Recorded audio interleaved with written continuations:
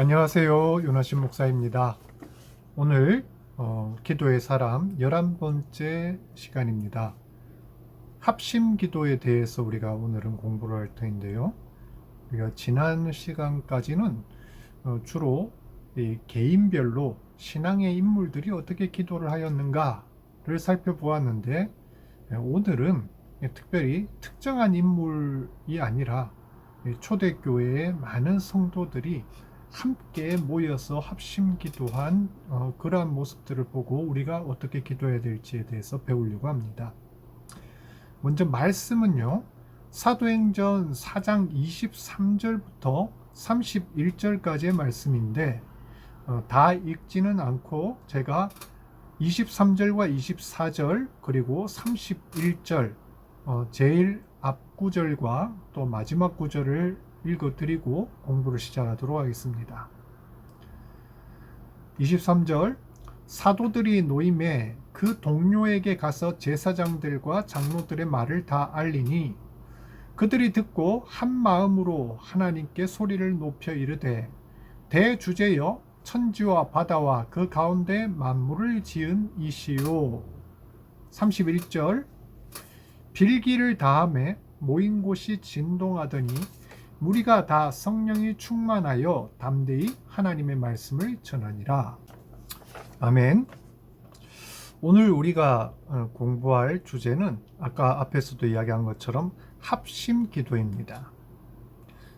어떤 그리스도인들은 다른 그리스도인들과 함께 기도하는 것을 매우 좋아하고 또 함께 기도할 때 힘을 얻는 반면에, 또 어떤 분들은 내가 기도하는 거 그냥 조용히 하나님과 나와의 관계지 다른 사람한테 그것을 공개할 필요가 있는가, 부담스러워하고 별로 이렇게 꺼려하시는 그런 분들도 있습니다. 그래서 자신에게 어떤 일이 있을 때, 또 기도 제목이 있을 때 괜히 남한테 공개하는 것이 겸연쩍고 또 부담을 주는 것 같은 그런 분들이 있어요. 실제로 이 교구 활동, 구역 활동을 하다 보면 교역자인 저한테도 이렇게 개인적인 어떤 그 기도 제목을 함께 내놓고 기도하는 것을 되게 부담스러워 하시는 분들이 있더라고요. 그런데 우리가 성경적인 기도가 무엇인가 보았을 때, 물론 골방에 들어가서 내 사정을 하나님께 1대1로 개인적으로 기도하는 그러한 기도도 필요하지만, 어떤 경우 특별히 교회에 함께 기도해야 될 그런 제목들은 우리가 같이 모여서 합심하여 기도하는 것이 반드시 필요하다는 것입니다. 이 초대교회 특징 중에 하나는 이렇게 함께 모여서 기도한 것입니다. 그리고 이러한 합심 기도는 굉장히 효과적이었습니다.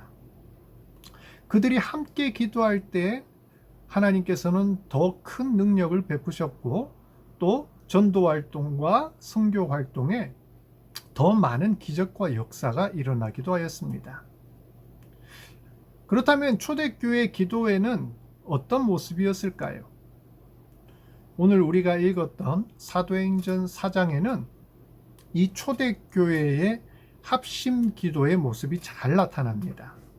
그들이 어떻게 무엇을 위해 기도했는지, 또 이 신약의 서신서들과 초대교회의 여러 가지 활동들을 보면 이러한 합심 기도가 얼마나 중요했는지를 잘 보여주기 때문에 우리는 반드시 이러한 모습들을 잘 관찰하고 배워야 합니다.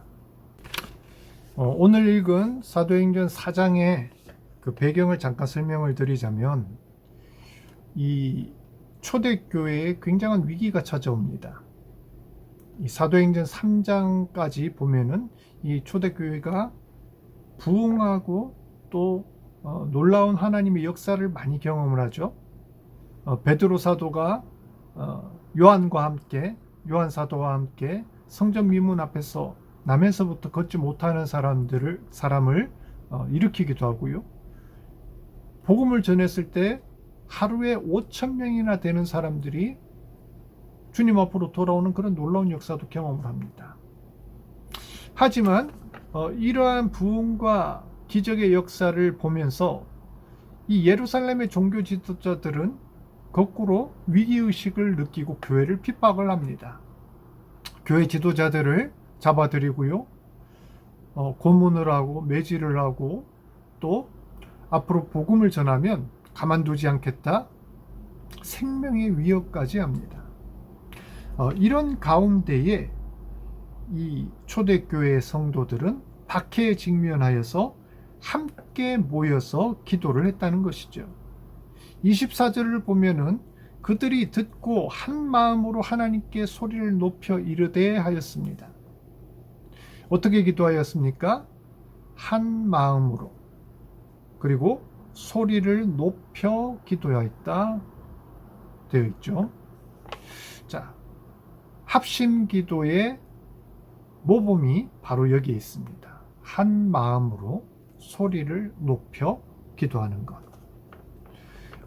자칫 위축되고 낙심될 수도 있는 그런 상황에서 한 마음으로 기도하고 소리를 높여 기도할 때 하나님께서는 힘을 주시고 용기를 잃지 않게 하였다라는 것이죠.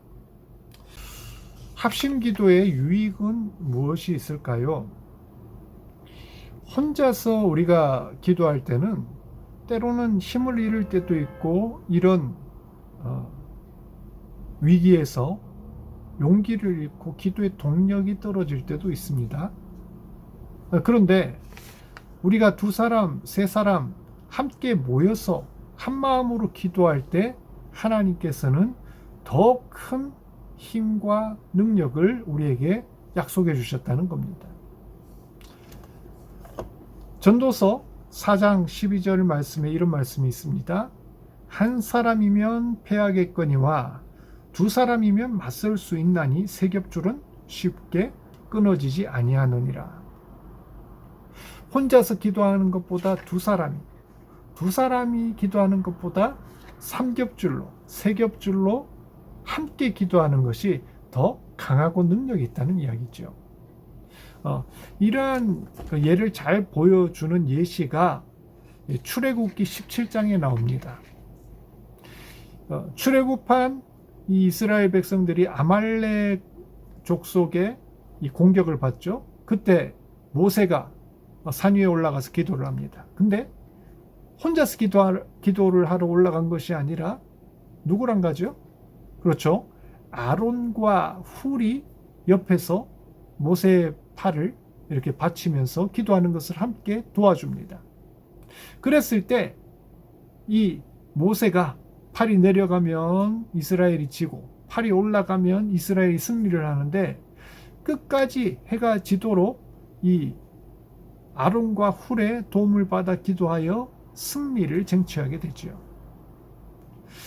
우리도 기도할 때 나 혼자서는 때로는 힘을 잃을 때도 있고, 기도하기 싫을 때도 있고, 기도의 동력이 떨어질 때도 있는데, 옆에서 함께 기도하는 사람이 있을 때, 한 마음으로 기도할 때 하나님께서 힘을 잃지 않고 기도할 수 있도록 그렇게 믿음의 동력자들을 붙여주시면 더 잘 기도할 수 있다는 것이죠. 또 기도의 유익 두 번째, 우리가 생각할 수 있는 것은 성령께서 합심 기도할 때 연합하게 하신다는 것입니다. 우리 가운데 성령께서 계셔서 기도할 때 함께 기도하십니다. 로마서 8장 말씀에 그런 말씀이 있죠. 우리가 마땅히 빌 바를 알지 못할 때 성령께서 탄식함으로 우리 가운데서 함께 기도를 하십니다. 근데 각 사람 가운데 있는 성령님께서 우리가 함께 기도할 때 사람마다 그 마음을 연결시켜 주셔서 연합하게 하신다는 거예요. 그리할 때 우리가 생각하는 것 그 이상의 기도의 능력이 나타난다는 것이죠. 또 우리가 이 합심 기도의 유익으로 생각할 수 있는 것은 기도야말로 서로를 돌아보는 궁극적인 사랑의 실천이라는 것입니다. 우리가 합심할 때 내 옆에 사람들의 마음을 이해하게 되고요. 또 우리가 서로 더 깊이 사랑할 수 있는 그런 계기가 된다는 것이죠. 초대교회 성도들의 이 합심기도 그 내용 속에는 하나님의 그 사랑의 성품이 깊이 잘 드러납니다. 우리가 또 한 가지 살펴볼 것은요, 이 초대교회 성도들이 합심기도할 때 무엇을 믿고 기도했는가, 어디에 강조를 두고 기도를 했는가, 이러한 것을 또 한번 살펴볼 수 있습니다. 크게 세 가지로 한번 살펴볼 수 있는데요. 첫 번째는 하나님의 권능, 하나님의 전능하심을 확실히 믿었다는 것이죠. 24절부터 28절까지 말씀을 쭉 보면 천지와 만물과 모든 세상을 창조하신 하나님, 그리고 세상의 군왕들과 또 관리들, 그리고 모든 권세들을 다스리는 하나님, 이 하나님의 권능을 의지하면서 기도합니다. 두 번째로는요, 하나님의 계획을 확실히 믿고 의지하며 기도합니다. 28절을 보면 하나님의 뜻대로 이루려고 예정하신 그것을 행하려고 이성에 모였나이다 라고 나오죠. 무슨 말입니까?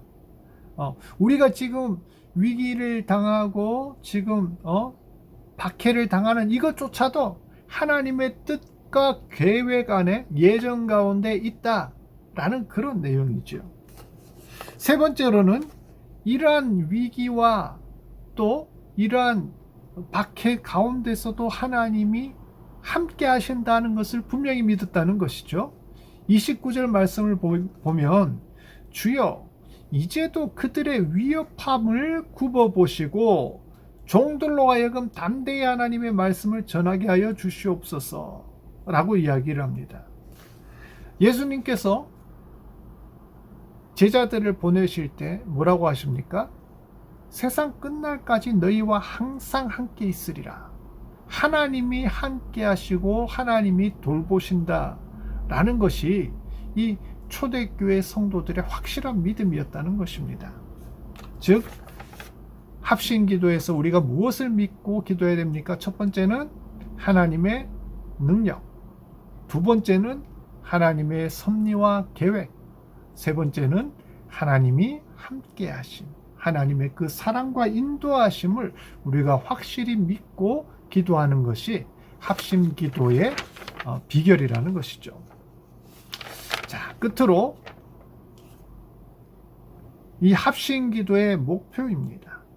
자, 그렇다면 이 초대교회 성도들은 끝에 궁극적으로 무엇을 위하여 이 합심기도를 드렸느냐?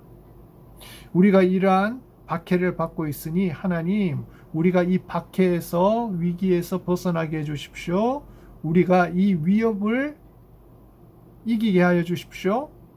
그런 기도를 넘어서서 어디까지 우리가 합심기도로 하나님 앞에 나아가야 되느냐? 29절 말씀을 보시면 종들로 하여금 담대히 하나님의 말씀을 전하게 하여 주시옵소서, 이렇게 기도했죠. 즉 우리가 하나님 앞에 궁극적으로 하나님께 기도하고 나가야 될 것, 하나님께 구해야 될 것은 하나님의 영광을 받으시는 일입니다. 하나님 앞에 하나님께서 원하시는 그 일, 하나님의 말씀이 전하여지고 하나님의 뜻이 이루어지는 그 일을 우리는 간구해야 됩니다. 이 30절 말씀을 보면 또 뭐라고 되어 있습니까?